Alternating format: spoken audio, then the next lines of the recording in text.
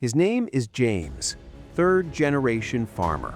His grandfather broke the ground in western Kentucky back in 1958 with a pair of mules, a loan from the local bank, and nothing but stubbornness keeping him going. His father doubled the operation, built it into something real, something the family could be proud of. And James? James inherited all of it: the land, the equipment, the legacy. He's been farming corn and soybeans in western Kentucky for over 30 years. He's survived drought years, flood years, bad markets, family heartbreaks, all of it. But last spring, for the first time in his life, James sat at his kitchen table and did the math. And the math didn't work. The corn price was too low, the input costs were too high, the bank was nervous, and the land his grandfather broke with mules was about to break him. James is not alone, not even close. Right now, across the rolling fields of Kentucky, a slow-motion financial catastrophe is unfolding, one that the governor of this state cannot ignore.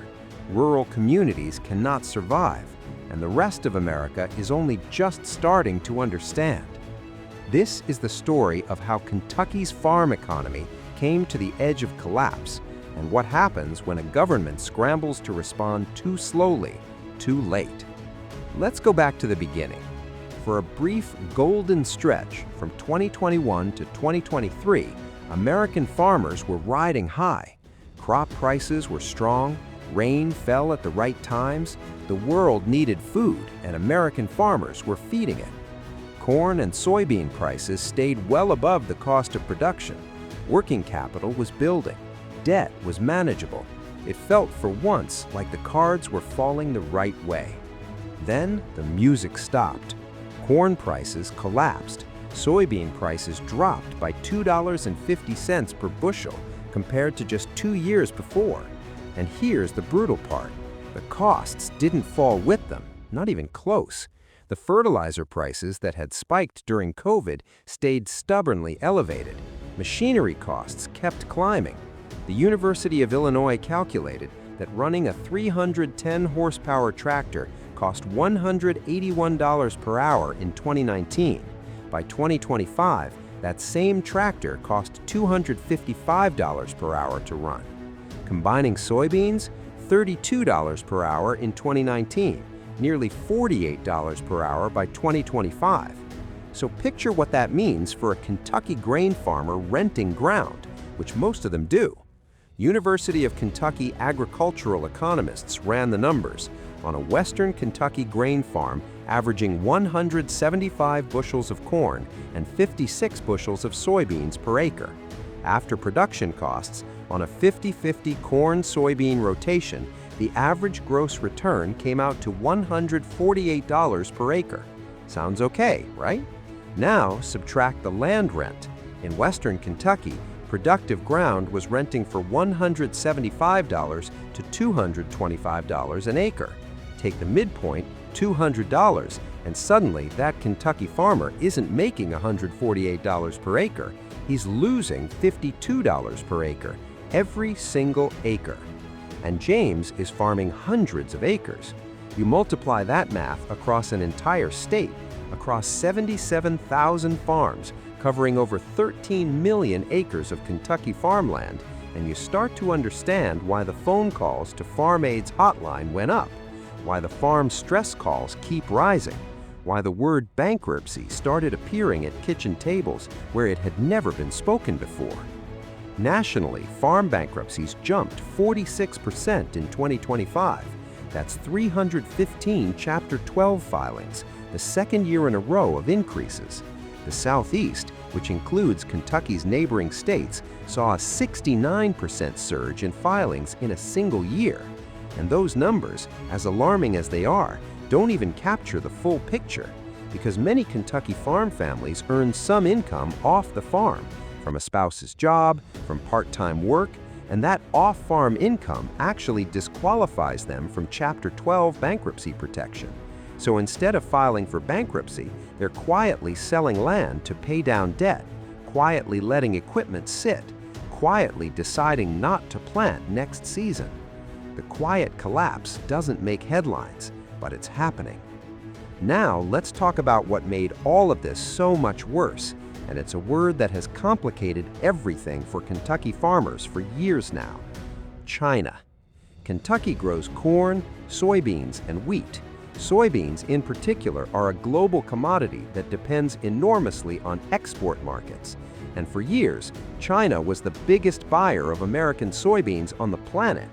Then came the trade war, tariffs, retaliation, and Chinese purchases of U.S. soybeans collapsed by more than 60% through October 2025 compared to just 2 years before. And here's the amorous breasts of acid. When supply is high and your biggest buyer disappears, prices crater, and they did. By the time Kentucky farmers harvested their 2025 soybean crop, futures prices were 25 to 30% lower than at the same point just 3 years earlier. The American Farm Bureau calculated that the average soybean farmer would lose $89 per planted acre on their 2025 crop. The average corn farmer losing over $150 per acre. These aren't edge cases. These aren't the poorly managed operations. These are average farms, working average ground, run by experienced farmers, losing money on every single acre they plant. 3 straight years of losses. That's what Kentucky grain farmers have now endured. So what happens to a farmer after 3 straight years of losses? He starts selling things. His working capital, the financial cushion that lets him operate year to year, evaporates. He goes to the bank with less collateral, more debt, and a budget that even his lender can't make work on paper. And Kentucky's own agricultural economists at the University of Kentucky flagged it directly. Without additional government payments, access to credit for financing the 2026 growing season would be jeopardized for a growing number of producers, and in some cases, they warned, overall farm survival was at stake. Farm survival, not farm profitability, farm survival. That phrase landed in Frankfurt like a thunderclap. Governor Andy Beshear's administration found itself caught between a rock and a hard place. On one hand, a federal government that was slow to deliver relief and tangled in political battles over trade policy. On the other, desperate farmers flooding his state's agricultural offices and their lenders with a simple, devastating question: how do we survive until next harvest? The federal response that eventually came was real, but stretched. Congress approved $31 billion in emergency payments. The USDA's Farmer Bridge Assistance Program sent Kentucky farmers roughly $140 million, payments structured around planted corn, soybean, and wheat acres. Add that to the $129.5 million from the previous Emergency Commodity Assistance Program, plus $72.5 million in supplemental disaster relief, and on paper it sounds substantial. But here's what the University of Kentucky's own economists said quietly in their January 2026 report. Strip out those government payments, the emergency aid, the disaster funds, the ad hoc relief, and look at what the market itself was paying Kentucky farmers. Look at what grain prices alone were generating. The picture, they said, was one of market-based net farm income in serious decline. The only thing keeping the headline numbers from screaming crisis was a massive injection of federal emergency dollars. And that emergency money, it doesn't last forever. There's no guarantee it comes again next year. No guarantee the political will exists to write that check a 4th time. The American Farm Bureau put it starkly: a 4th consecutive year of expected income pressure, total farm debt climbing to a record $624 billion nationally in 2026, interest expenses expected to hit a record $33 billion across the farm sector, farmers taking out 40% more new operating loans in 2025 than the year before and taking longer to pay them back. This is what a slow-motion financial crisis looks like, not a single dramatic moment, just year after year of the math getting worse, the debt getting deeper, and the options getting fewer. Back at James's kitchen table, the decision came down to this: plant again and hope the market recovers, or sell some land to stay solvent. He planted, because that's what farmers do. They bet on the next season. They look at the same ground that broke his grandfather's back, and they decide one more time that it's worth it. But across Kentucky, not everyone made that same choice. Some farmers sold their land.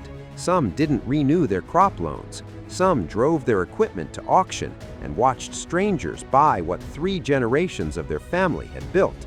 And those losses ripple. When a farm closes, it's not just one family that feels it.